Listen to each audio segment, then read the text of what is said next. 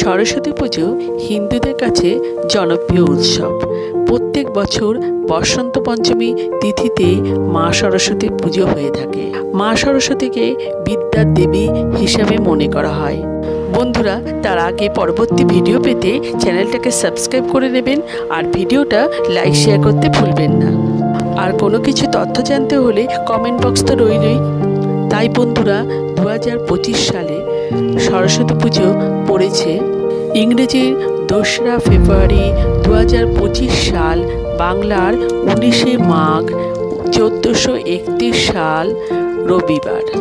বসন্ত পঞ্চমী শুরু হবে 2রা ফেব্রুয়ারি 2025 সাল, বাংলার 19শে মাঘ 1431 সাল সকাল 9টা বেজে 15 থেকে।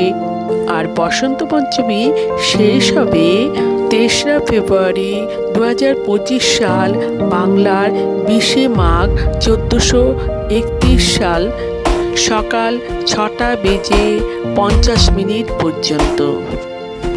আমার আজকের ভিডিওটা এখানেই শেষ করলাম।